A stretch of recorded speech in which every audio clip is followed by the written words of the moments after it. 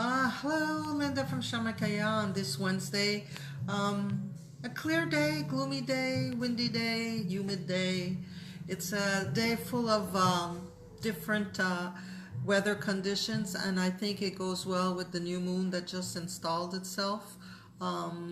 It was a weekend for the equinox, as you all know, and the new moon, and we had a lot of rain and wind and a mini tornado up here in Saint Eustache. I think it's a time to sweep all that is unnecessary, and a big part of what is unnecessary stems from what we call our ego. Ego is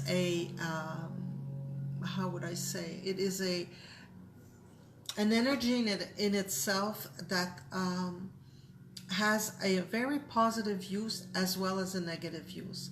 It's like it's an emotion, it's a feeling, it's attached to fear, of course. So it comes more with the territory of humans going in ego. Animals don't have that, they go in their instinct, because we were taught to, or conditioned if you prefer, to perform, to have power, to be in charge, or the other extreme, and to be a victim and never say anything and just suffer in silence.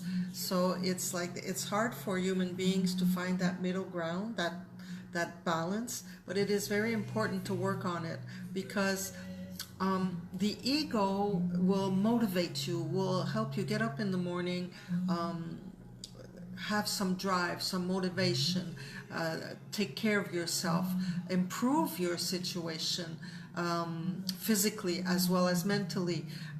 It will bring you to want to have some comfort, and we all deserve and need comfort and softness and kindness and gentleness in our lives.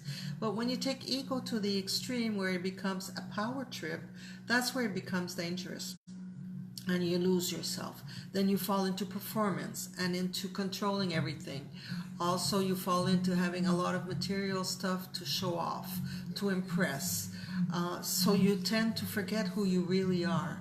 And in 2018, a lot of the youngsters are in that generation of performance, of spending, and lack of responsibility. It's very cautious to be aware that children in this time can get credit cards very young. They can buy and pay later. It doesn't work in a relationship, why try? We'll change the person we're involved with. The commitment issue, the engagement issue, whether it be financially or emotionally or mentally, is not as present as it was once.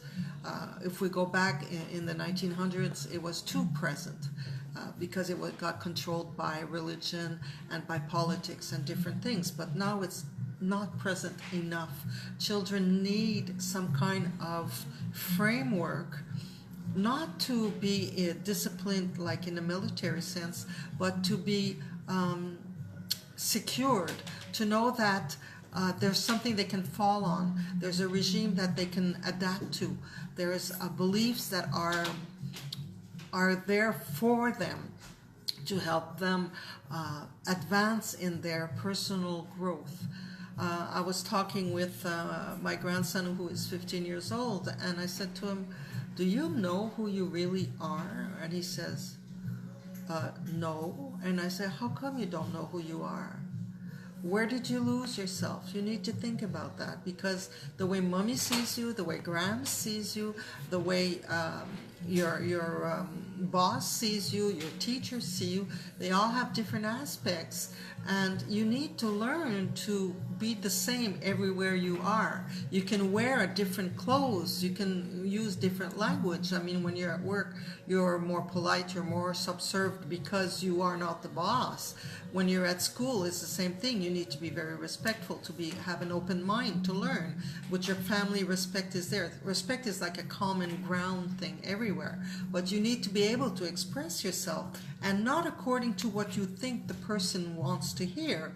You need to express yourself from your heart, from your image, from who you really are. This way, when you're 30 and 40 and 50, you won't say, what was my purpose in life, and where am I, and what did I do, and was I worth anything, and I don't believe in anything anymore because nothing worked out for me. Well, you need to find your track, your footprint, to follow your footprint. There's when we're born, there's always a preconceived mission that we have, that we take on as a contract when we're our souls are all together, and we ask our friendly souls, would you be my mother, would you be my father, would you be my child?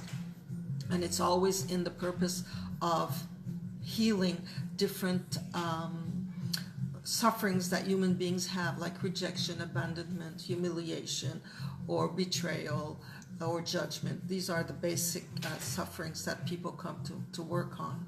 So you need to, when you arrive, when you're born, you forget this contract, because you become material, you become physical, so you're more aware of the material aspect of life.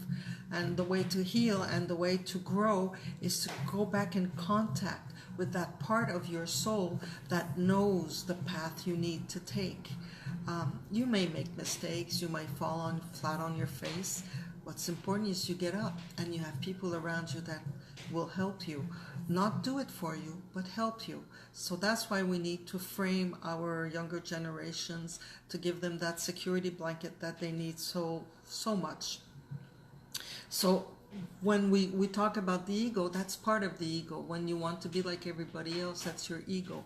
When you want to be glorified by your dad, by your mom, that's the ego again. It has nothing to do with how you think about yourself. It's you're wanting to please, you're wanting to be accepted, and that's all ego drive. That doesn't come from the heart.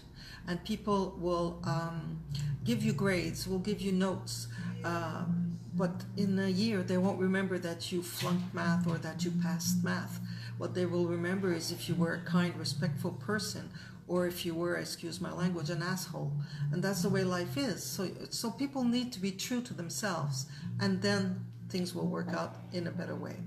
So that's my little note on ego today, and especially on our younger generations. So if you have any questions, please don't hesitate. You can call us, you can send us emails. We're always aware of the help we can give. And if we don't have that information, we will help you another way. So thank you very much, and enjoy your day. And I would say the stone of the day to help you with your ego would be tiger eye. It's a stone that helps you give good judgment, discernment. It also helps you release a lot of anger, so you're more solid in your boots. And any jasper will ground you also. So grounding stones are the stones of the day to calm down your ego, to be more in your heart. On that note, enjoy your day. I'll see you next week, and have a nice weekend. Bye-bye. I will take the time to show you the jaspers and the tiger's eye, and just to add a little comment, I would say, about ego. These are the jaspers. A lot of times people, when they're having an argument, or when they're discussing a hot topic, or they're trying to either impress a group or surpass their spouse, to be on top of the situation, to gain control of the subject or the discussion, they tend to respond quickly without really thinking from the heart. If I say this, how will the person feel? Or if the person was to answer me with this comment, how would I feel? They tend to answer right away to gain control of the situation or of the topic in question. And that's also ego. So if we can teach our children to speak from the heart and to treat one another the way we would want to be treated, that would help a whole lot of the new generations to be able to not control, but make a difference between a good ego and an ego that takes too much place in their lives. So here's the tiger's eye. So that was just my little point of view on the topic today. Thank you, Guylaine, for watching us.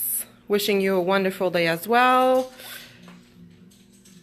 And always, if this video seemed interesting, or there was a topic that what we talked about, you think it could help somebody, please feel free to share the video and comment and like our page. We really, truly appreciate your love and support. So have a wonderful hump day. Bye-bye.